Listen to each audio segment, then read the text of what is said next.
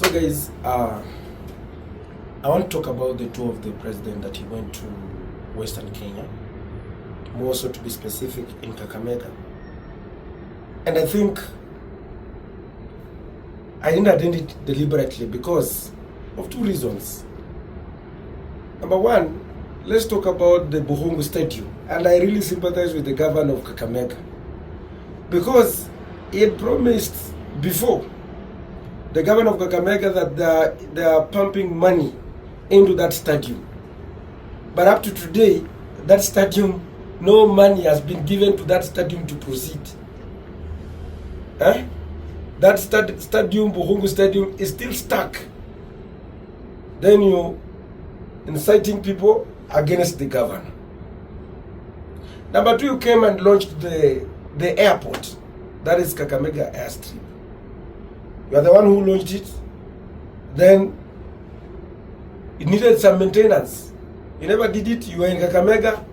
You never proceeded it. And say that let the contractor also come here. Something that is so urgent to we the people of Western Kenya. Look at the issue of the hospital. The hospital, when we talk about the hospital, the Kakamega Referral Hospital, the first day when you just won the election, you came and promised that you're going to give 250 million. Up to today, nothing is happening there at Kakamega Referral Hospital. Right? Even this money of the scrutinization, we have some roads that they got stuck. You could have continued those roads, they are still stuck. So I can conclude that the journey, the tour of you in Kakamega, to me it wasn't making any sense at all. Because when you talk about the Shinyalu one, you have been there before. You just went and relaunched it.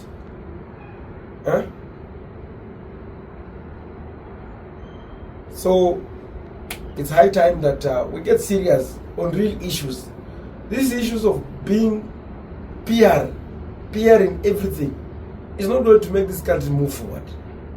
It's a big lesson. Now you are here, you are telling people that you have registered people to 28 million on healthcare, on SHA. You have registered and then it's not working. What do you mean? So guys, I want to send this statement to the His Excellency Vice, and I have the following issues to address. Number one, to have a meeting with himself and rethink about his advisors on every advice that they have given to him since he started leadership in this country.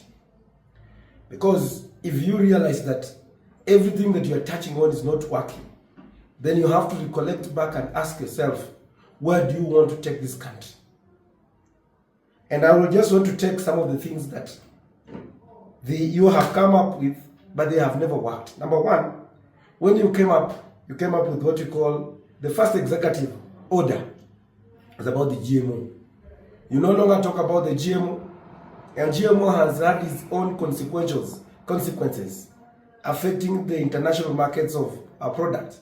Since you came up with it, you have never told about the significance that it has brought to this country. But it was haunting the international market and making this country not to get the international market's products and all that. We opposed, but you had your way. You came up with the SHA. SHA has failed completely.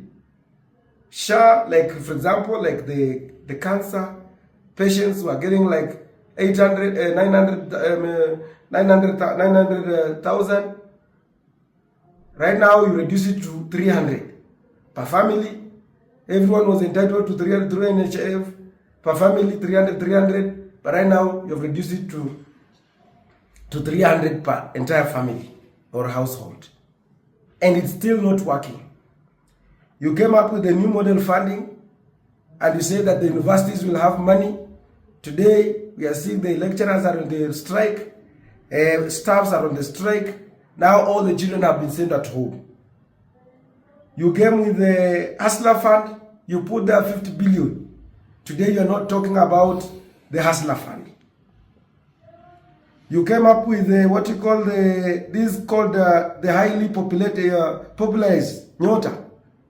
Instead of putting this money into the structures that are there, like Youth Enterprise Fund, Women Enterprise Fund, to boost Wezo Fund, to see and give them the AE so that this money can be revolving and give the youth, because this is like a handout without structures and everything. That money will be of no sense. You came up with what you call the G2G. You never explained to the people the importance of the G2G, and even though no one knows about the transparency and how it's helping this country. We are seeing the fuel prices is still high compared to other countries that I was there, like Ethiopia, like a liter going to about like 90 and other things. Then we have what we call the fuel securitization, whereby they are charging everyone, but few people maybe have got those roads. And we have 290 constituencies, and these monies are entitled to every Kenyans, so that every constituency was supposed to get, even if it means a tarmac road for that case. You came up with the house levy, you increased the house levy, and it has affected many people from their financial plan. It has failed. Came up with the finance bill. We never used to know about a thing called finance bill. But you see the consequences, it has never yielded to anything positive. You told people about mtungi wa gas at 300, nothing has happened up to now. Electricity ya takataka ya pale sijui wapi, Nairobi sijui nini, it has never worked. You talked about mambo ya kuchanja ng'ombe. Up to today, you are no longer talking about it. Now today you are talking about the infrastructure levy. Infrastructure levy, now you are popularizing, you are keeping people guessing, but still it's not going anywhere. I want to ask you guys that it's high time you go and sit down. You came up with EGP. You have been all talking about the EGP. Now EGP is haunting this country economy. Now you have started another talk about the infrastructure levy. You are just keeping busy people for no reason. It's high time, but arise to go and ask yourself, God gave you this power so that you may serve his people with dignity, transparency, and with mercy. But we are leading Kenyans like they are struggling. The 3 years in your leadership, it has been hell to them. And they are just imagining, like, for example, you be their president for another 7 years. It's going to be like. So you have to go and rethink about. You have to go and rethink about where you want to take this country. Many people were looking towards you, towards that you are going to transform this country. Now you have to go and sit down. Where is the problem? You came up with the economic empowerment. How is it helping this with Arambe, taking back to Arambe days during the Mumias time? This is not the William Ruto that people, many Kenyans, the hustler, wanted to have. So I want to challenge you, go and sit down and ask yourself, where do you want to take this country? We are young people, there is a future ahead. We should not rule this country as if this country is ending tomorrow. Now look at right now, our roads in the constituencies are so bad. You have reduced the money for the maintenance of the roads. You have reduced the money for the maintenance of the roads. You can imagine how pathetic the situation it is at home. Don't micromanage everything. And you cannot have the minds. We have people who have been employed to work. Let the people work. And it should not be seen like you're the only one who is working.